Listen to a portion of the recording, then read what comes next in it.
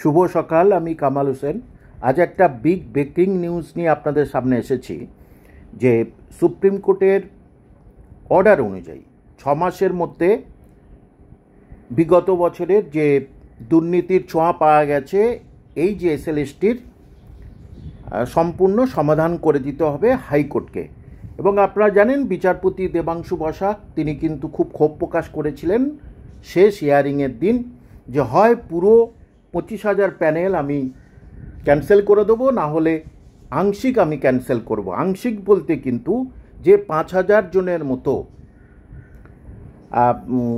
ক্যান্ডিডেটদের মানে শিক্ষক শিক্ষিকাদের সুপ্রিম কোর্ট তাদের মুক্তি দিয়েছিল যে তাদের চাকরি চলে গেছিল হাইকোর্টে, সিঙ্গেল বেঞ্চ, ডিভিশন বেঞ্চে, এবং সুপ্রিম কোর্ট সবসময় একটা সহানুভূতি দেখান এবং তারপরেই সুপ্রিম কোর্ট বলে দিল যে এই 5,000 জনের কন্ডিশনালি চাকরি থাকলো। কিন্তু হাইকোর্ট সূত্রে খবর পাওয়া যাচ্ছে যে হয় আজকের না হলে সোমবার এই রায়ের রেজাল্ট বার হতে পারে। এদিকে রাজনৈতিক মহলে গতকাল রাত থেকে প্রচুর চাঞ্চল্য সৃষ্টি হয়েছে যে এই রায়টা বার হলে তাহলে কোনো একটা রাজনৈতিক দলের ভোটের খারাপ প্রভাব পড়তে পারে। এই নিয়ে কিন্তু নানা রকম ধরনের অভিযোগ, তারপরে আরও কিছু অনুরোধ ইত্যাদি নানা রকমভাবে বিভিন্ন মহল থেকে বিভিন্ন জায়গায় আসতে শুরু করেছে। কিন্তু প্রায় তদন্তকারী সংস্থা 3,000 পাতার মূল সেই চার্জশিটের মধ্যে অভিযুক্তের সংখ্যা করেছে 100 জনের বেশি। এবং আগেও আমি বলে দিয়েছি যে গ্রুপ সি, গ্রুপ ডি, নবম, দশম, একাদশ, দ্বাদশ মিলিয়ে 25,000 শিক্ষকের